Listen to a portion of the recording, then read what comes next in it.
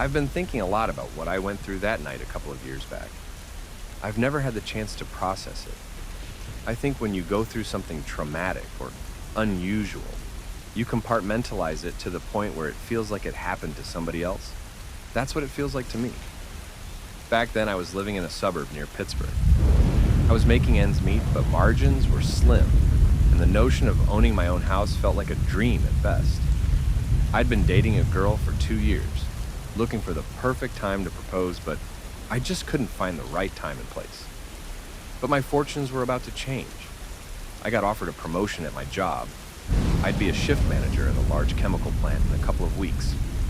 But even better, I got an email about something that might be the perfect time and place for me to finally propose.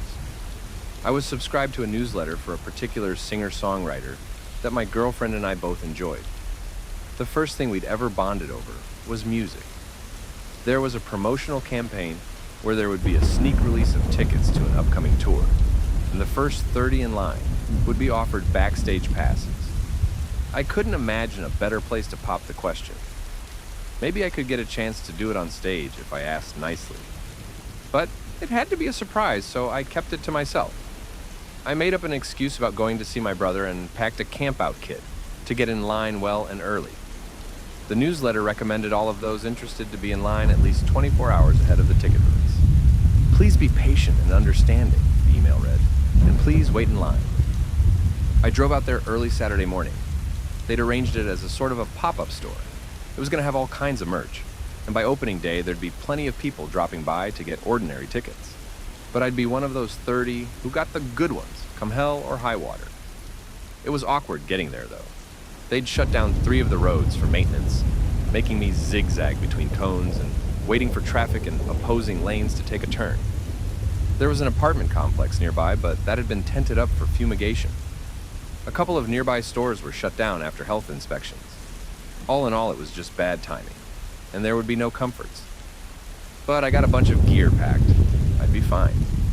I had an audiobook, some TV shows, and a lawn chair with a slot for an attachable umbrella. I could sit out there for days if need be. As with most pop-up events, there was no big sign, and the location was closed with metal shutters out front. The only thing that showed that this was the place was a discreet little poster on the side of the door that read, "You made it!" The newsletter had mentioned that particular poster. It was all designed in a way to make the release feel exclusive. I got there about 23 hours early, and my heart sank. There were already people in line. Luckily, I only counted 27, but for a short moment I was ready to throw in the towel. I got to the back of the line, did a second and third count, and breathed a sigh of relief. As long as no one cut in line, I was in the green. So I set up my chair, attached an umbrella to my chair, and got started on the first season of Monk. After a couple of hours, the line had grown to about 50 people before slowing down. Maybe those in the back were hoping people up front would either drop out, or maybe they hoped there'd be extra tickets. The email had mentioned that there might be a couple of extras, but it couldn't be guaranteed. But I was still in the green, so I didn't have to worry all that much. It wasn't an unpleasant place to stay. The building was facing away from the sun, and there wasn't any traffic nearby because all the maintenance. I think the crews had stopped working for the weekend because there was little to no machine noise. I didn't hear a single jackhammer or concrete mixer, just the ambience of the city and the murmur of the people in line. There was a bit of a tussle up front. This one woman was getting up and talking to me. She was hard to miss. She had this neon green band shirt and blue-colored hair. You could see her from a mile away. She went down the line asking if anyone had any antihistamines, allergy pills. She was having some sort of reaction. Turns out no one had any, so she had to head off to find some. There was a drugstore a couple of blocks away, and the guy next to her promised she could keep her spot. So she walked away, thanking those around her for being so understanding. Thing is, she never came back. Hours later, her spot was still vacant. By dinner time, I kicked up a conversation with the guy next to me. He'd arrived just after I did, so he was still among the first 30. His name was Rodney, and he had this lean metalhead kind of build. Arms covered in tattoos, and those kinds of pants with zippers that you can turn into shorts. It didn't look like his kind of venue. "I'm surprising my girl," Rodney smiled. "She loves this stuff." "Same here," I said. think I might pop the question. Congrats, love to see it.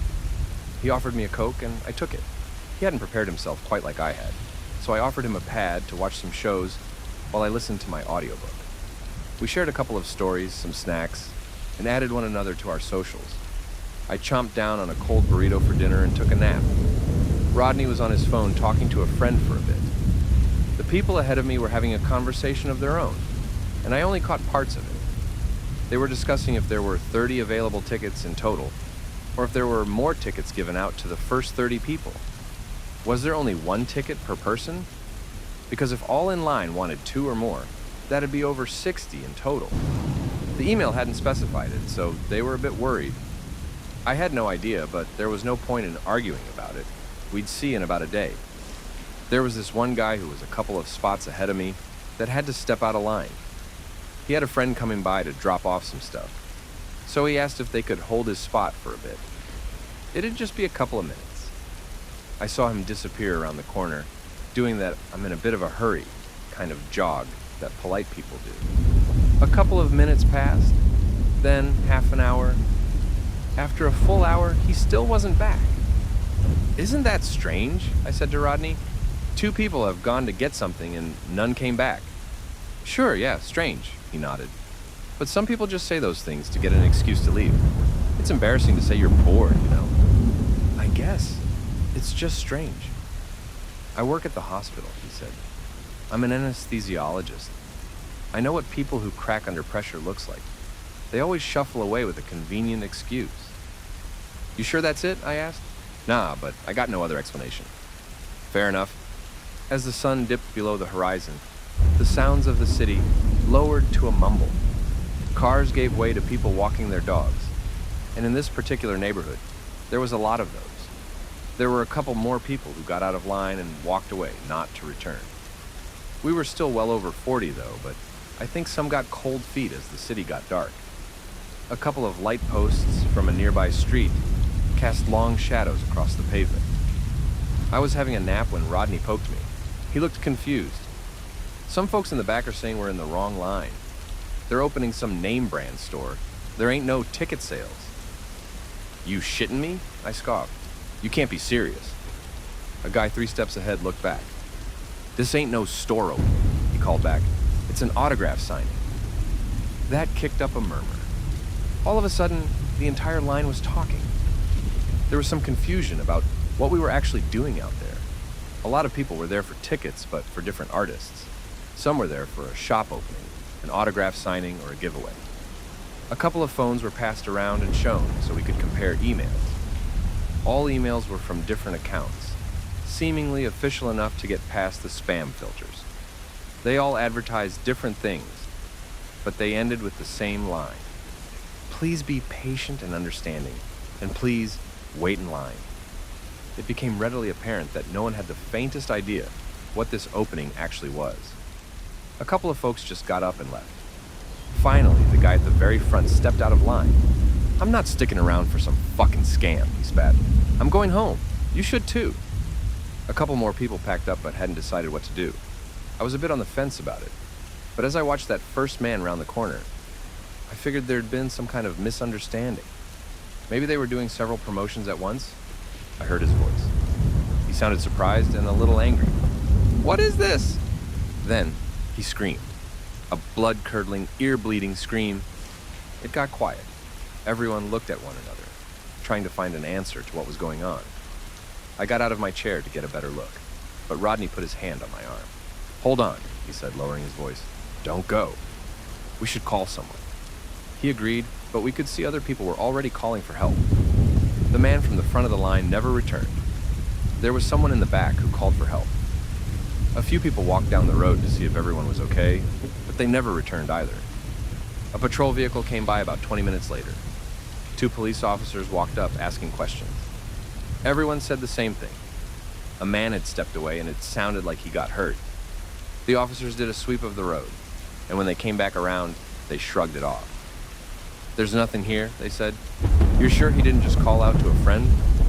There were a lot of raised voices at that, but what could we say? It wasn't illegal to step out of line and not come back. There was no blood or sign of a struggle.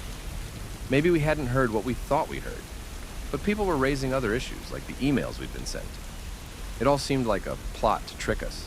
That, the officers had something to say about. "No, it's legit," one said. "We were informed that there'd be people waiting in line for some kind of event."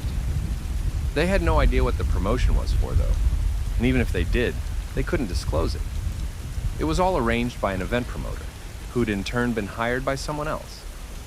All in all, there was nothing they could do but to wish us the best of luck and be on their way. As they left, I noticed them meeting up with someone walking their dog at the end of the street.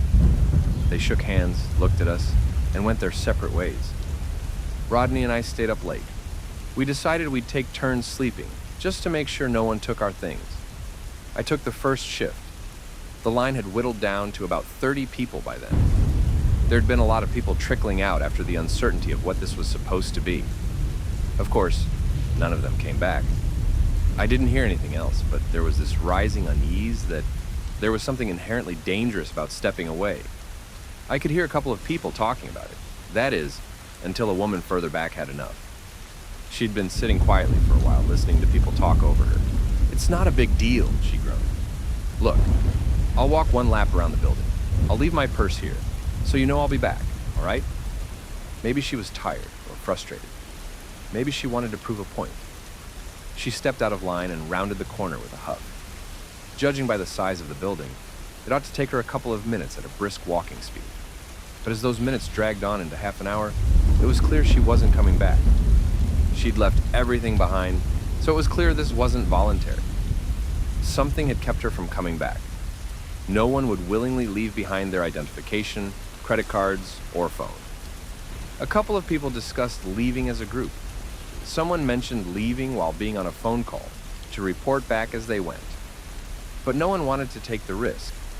We didn't know what was going on, and no one was eager to put themselves on the line. Instead, we waited, speculated, and murmured back and forth about what might be going on. Was it a trafficking thing, gang-related? Or was this whole thing just a big misunderstanding? I woke up Rodney around midnight and leaned back in my chair. I told him about the woman leaving her things behind, and I could see something settle on his brow. It was a strange position to be in. We were either completely fine or in incredible danger. But which was it? Which made more sense? I had a nervous sleep. No dreams, just a stream of thoughts. I kept waking up for the dumbest reasons. A car playing loud music a couple streets down, a barking dog, someone throwing away a bunch of glass bottles. Just everyday city noise. Rodney had slumped against the wall, chewing on some licorice. When he noticed me watching, he pointed down the street. "They keep coming back around." "Who?" I asked. "Not sure. Some guy walking his dog every 30 minutes or so." "The same guy?" "I don't know. Maybe."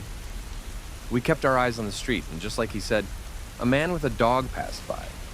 He was wearing a large coat and a baseball cap, and the dog was one of the larger breeds, possibly a Saint Bernard or some kind of sheepdog.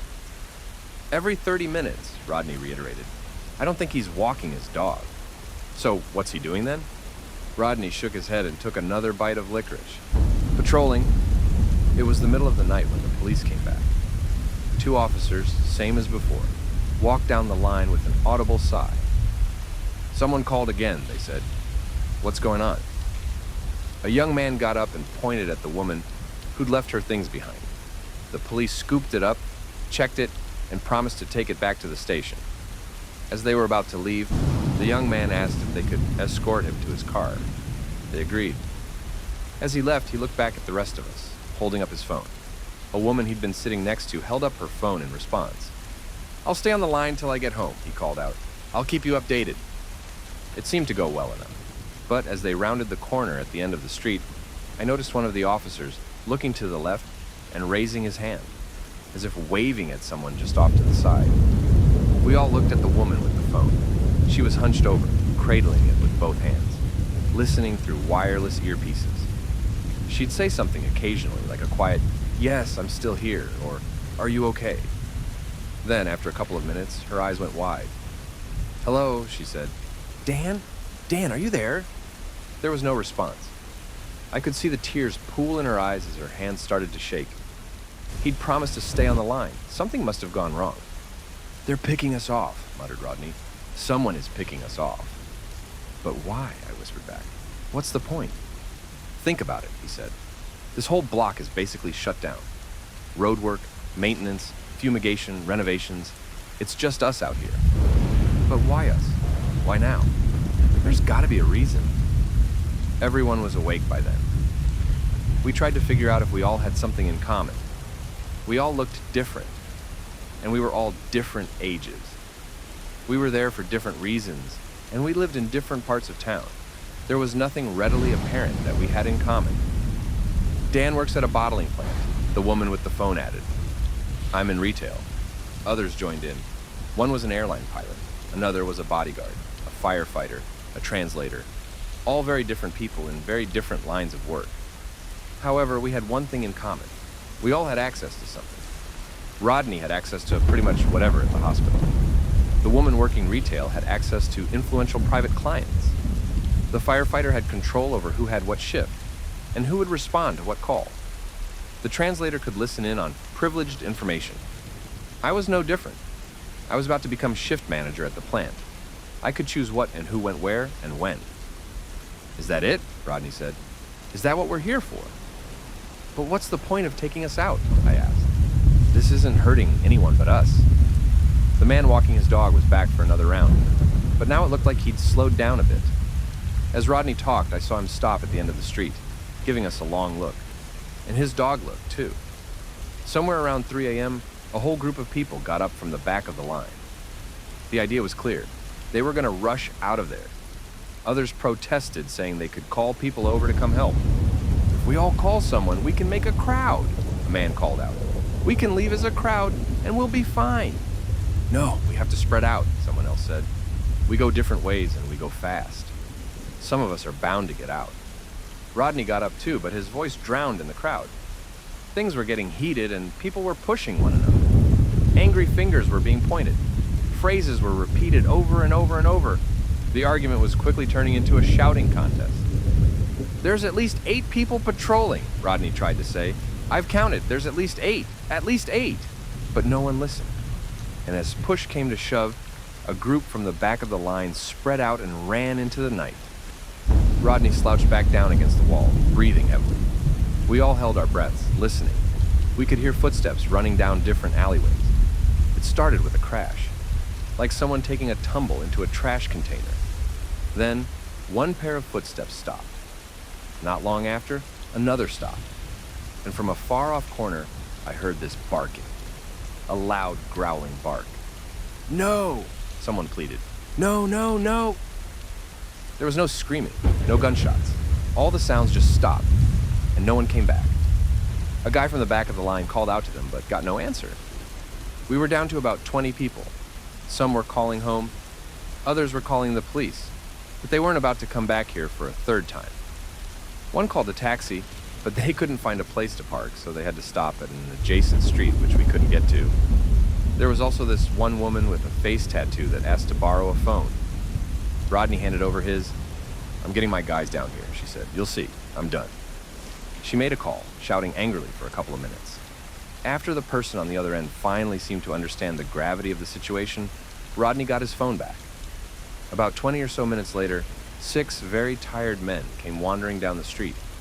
I could see the outline of holsters inside their cheap jackets. "We're going," the tattooed woman called out. "Y'all can come if you want." A couple of people got up. I looked at Rodney, but he shook his head. "Suit yourself," she continued. "We're leaving." We watched them walk away and round the corner. I heard them starting a car and putting it in gear. There was music playing, something loud with a thumping bass. It sounded like they were about to drive away when I heard a bark. But it wasn't just a bark, it was more like a growling cough. Then a gunshot, then another. The sound bounced against the walls, ringing out over the city. I saw a couple of lights turn on in distant buildings. Then all was quiet again. No one wanted to go look.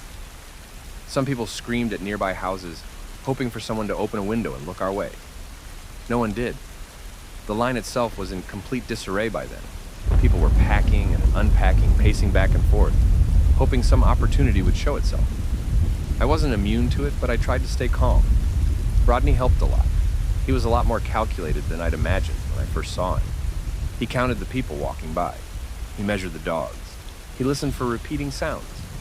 My mind was tired, but my heart kept my eyes open and frantic. "I don't get this one thing," I said. "There's a timeline." "What do you mean?" he asked. "They gave us a time this would open," I continued. "If they're just going to keep us here until they've picked us off, why would they give us an endpoint?" "There's got to be something to it," he said. "Some reason for this specific place and this time. And what happens when it opens?" We looked at one another. Whatever was going on, there couldn't be anything good in there. Rodney brought up the idea of breaking into the place we'd been lining up for. A couple of folks were on board, but the front gates were barred shut and the personnel entrance was on the back of the building. That kicked up all previous arguments about calling for help, or moving as a group, or running like panicked animals into the night. We tried to bend a piece of rebar into a makeshift crowbar, but we couldn't get it to work. The place was locked down hard, and we hadn't brought anything to break through. We couldn't do it. A couple of people thought about collecting jackets and making a line so we could pull them back if need be. The problem was no one wanted to volunteer. "Nothing happens until we're out of sight," someone said. "As long as we're within view, nothing happens. So someone can go to the end of the street, look around the corner, and come back." We had a volunteer for that. A large guy in his early 40s. He brushed off our worries, grabbed his backpack, and went to the end of the street. We could see him the whole time as he called back to us. "There's a car here," he yelled. "The door's open. There's no one here." "Can you see anything?" Rodney called out. "Nothing," he said. "Not a soul." He turned to go back to us when he stopped. He looked to the side, and there was a hint of doubt there. Rodney peered up at me, then back at the man. "I think the patrol's coming around," he said. "Any moment now." Suddenly, the man started running back to us. By the time he reached us, 3 of us were up on their feet to catch him and slow him down. He was panting like he was having an episode. We looked back towards the street where a person walking his dog had stopped to look at us. "That's no dog," the man wheezed. "I don't know what that is, but it's no dog." For a couple of seconds, we all just stared at the stranger. There really was something unusual about that dog. Its back legs had a curious shape, and there was a shine to the eyes that I hadn't noticed before. Almost blue. A couple more people would crack in the following hour. One just straight rushed down the road. Another tried to leave, but was held back by the others. A couple tried to call people for help, or to have someone escort them to their car, but nothing came of it. One guy kept spamming the police over and over, yelling at the operator that if they were that upset with him, they were free to come down and arrest him at any time. By dawn, there were less than 20 of us still waiting in line. It was about 6 a.m. when I saw someone coming down the road, a woman with blue-colored hair and a neon green band shirt. I poked Rodney. We recognized her. She'd been the first one to leave, the one who went to get allergy medication. "She came back," I said. "You sure?" Rodney asked. "You sure that's her?" "Positive," I said. "Same clothes and everything." She waved at us. She was smiling and a bit bouncy, like she'd had a good night's sleep. In comparison, the rest of us were nervous wrecks. "I heard there was trouble," she said. "I'm sure it was a misunderstanding." "What happened?" I asked. "Nothing happened," she insisted. "Pills made me sleepy, so I went home. I just came to get my things, see what's going on." I wasn't buying it, and by the looks of Rodney, he wasn't either. Others didn't seem all that sure, but a couple seemed to relax their shoulders a bit. Despite my reservations, she got a lot of people up on their feet. Maybe they really wanted to believe that it was all just a big misunderstanding. And yeah, it was convincing. She'd come back after all, but maybe she was some kind of plant. Or maybe it was just someone who sort of looked like her. About half of all the people who remained joined her. They left together, giving the rest of us a tired wave goodbye. Some broke down in tears. There was this one woman whose face has burned into my mind. She was completely beside herself, shaking like a dry leaf in the wind. "I'm scared, okay?" she cried. "I'm scared. I don't understand what's going on. I just want to go home." She was assured and hugged and led by the hand. And slowly but surely, they all wandered off down the street, and none would return. About an hour later, there were less than 10 of us left. Rodney shook his head as he looked from side to side. "No patrols," he said. "They've missed it 2 times. You think we can go? I asked. No, he said. Something's up. He shook his head as we looked down the road, only to see someone approaching. It was one of the people who'd been walking their dog. Except now they weren't just passing by. They were stopping at the end of the street. A couple more joined, blocking off the other exits. One by one, they bent down and let their dogs off their leash. I looked at Rodney. For the first time, he looked scared. I could see his chest rising and falling with little claustrophobic breaths. We were being closed in on from all sides. They've fanned us out, he whispered. They outnumber us. What the fuck do we do? I whispered back. He got up and I followed. Others were taking notice as well. But as we began to spread out, we could see the approaching people moving to intercept. Then, the barking. I'll never forget the moment the dogs stepped out of the shade of the surrounding buildings. They looked almost completely black in the shadows, but they remained equally black when they stepped into the morning light. They had this ink-black, slick skin. Their back feet looked like something from a bird, and the entire body was hunched over on all fours. It was more humanoid than I'd thought, and as they got closer, they stretched out. The smaller of them, at full length, was at least 6 feet 7 inches. One of them looked my way with a shark-like grin, scratching the pavement like an eager dog with long, pointed claws. I looked back at Rodney a final time, and in a split-second realization, all hell broke loose. Someone made a run for it, only to be tackled to the ground. One of the dogs got them by the neck and bit down hard with a sickening snap. One guy tried to climb a light post, hoping he could get up to a window of a nearby building. 2 more creatures tore down the light post, breaking it with a snap as he came tumbling to the ground. They were picking us off one by one, killing us, feeding on us. A couple had time to scream for help, but the creatures targeted whoever made noise first. The 40-something-year-old man who'd gone out to the street earlier was tackled face first into the pavement and had those razor-sharp teeth dug into the back of his neck.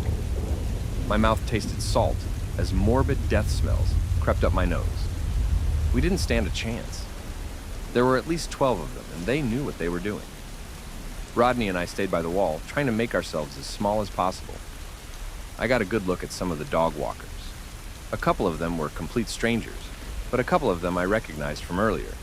They'd been in line, just like me and Rodney. Maybe they'd been plants or something else entirely. The creatures were feasting. One of the handlers went up to the locked building and rolled it open as one of them walked up to me and Rodney. He looked us up and down as one of the creatures settled down by his side, snarling and drooling, starved and ready to pounce. The man adjusted his glasses, peering out from under his baseball cap. "We got any hatchers left?" he called out. The building opened. I couldn't see what was inside from my angle, being pushed up against the wall. "All done," someone responded. "Got them all." The man looking at me and Rodney was maybe 30 years old, with a fashionable beard, simple square glasses. I couldn't have picked him out of a crowd. He looked down at the dark creature and adjusted his nondescript baseball cap. "Which one you want?" he asked. "Which did you dream of?" I felt something to my right. Rodney reached out and grabbed my hand. Not because we were making a break for it or to try some last-minute master plan. He was just scared, and when you're scared, you want to hold someone's hand, so he held mine. The creature looked us over. A hint of blue reflected at us from its deep eyes. We fumbled for the right words to say. Some plea. Some brilliant last-minute monologue. Something to appeal to their sense of kindness and humanity. But the stranger with the glasses didn't move a muscle. He might as well have been shopping for groceries, and with that, the creature growled. It had decided. It pounced on Rodney. I held his hand for as long as I could. I didn't look. I remember the sensation of screaming, but I don't remember the sound. My throat turned raw. The muscles in Rodney's hand tightened, then fell limp. The man with the glasses took a step forward, shushing the creature. There, he said. "It's okay. Dream well. Eat." Bone crunching, sinew snapping, meat, and the smell of hot iron. I closed my eyes so hard my skull ached. There was noise all around. I didn't hear most of it, as I could barely make out anything over the sound of my own heart. There was biting and ripping, interlaced with the most casual-sounding conversation. You got the shells? Someone asked. No need, we're torching. You sure? It's clear, we got a firefighter. I looked up. A couple creatures began to look different as they ate. Some had brighter skin. Some were shorter, fatter. I heard clattering as their claws fell off their fingers. Bones snapping as their legs straightened. Then, the man with the glasses clapped his hands at me. Hey, he said, you can go. What? You can go, he repeated. We're done. I got up off the ground and cleared my eyes. A couple of people looked my way, and I could tell they weren't entirely convinced. Some were armed. I recognized one of them as the woman with the face tattoo. You're letting me go? Sure, he said. We got a full brood. We don't need you. You can't kill people and walk away, I whispered. You can't. You can't do that. He shrugged at me like I'd asked him what the time was. I stepped back, and no one followed me. I glanced at the creature gnawing on Rodney, only to see that it had started to gain his features, his face, his gangly arms. And all the while, the man with the glasses calmly shushed it and stroked its back. The others were setting fire to the building, using a can of gasoline and a strip of newspaper. I only saw a brief glance of the inside. Black rock-like fragments littered the floor. Strange organic formations stuck to the wall in batches of 3 to 6. When he noticed I wasn't leaving, the man with the glasses casually waved a pistol at me. Not to shoot me, but to show that he had it. Go on now, he said. And as the fire flared up, I stepped around the corner and I didn't return. I came home in tears. I remember breaking down in the hallway, trying to explain everything all at once to my girlfriend. I told her about the tickets and the plans I'd made and the people I'd met and the dogs and the handlers, all of it. I tried to show her Rodney's socials, and as I did, I noticed he was posting. My heart skipped a beat. Long night, the post said. It was just a selfie posted 10 minutes earlier. He looked fine, healthy even, but there was a little blue tint to his eyes that wasn't there before. No people went missing that night. Everyone came home, eventually, and from what I've read, there haven't been any incidents. Everything just keeps going like normal, like nothing happened. So, who can I call? What can I even say? You can't report a person not being properly killed to the police. I even texted Rodney once, and he responded like it was no big deal. I just went home, he said. I'm fine. We should hang out sometime. I haven't agreed to it. I don't think I can. I don't even know what to think anymore. About a week or so after all this went down, I got a card. An apology card with a sad blue sunflower on the front. Inside was a handwritten note. Sorry for the inconvenience, it read. There were 2 tickets to the concert, backstage passes. I ended up going. I proposed. I think I recognized a couple of people in the crowd, but I'm not sure. Now, years down the line, it all feels like a nightmare. I can't point to a single thing and say, hey, look, it really happened. There are no witnesses, and in the eyes of the law, no crime has been committed. But I know what I lived through that night. That'll stay with me forever. And I know this was violent and ugly and sick. But that email asked me to wait patiently, and maybe that's what saved my life in the end. Maybe I'm still waiting, but for what?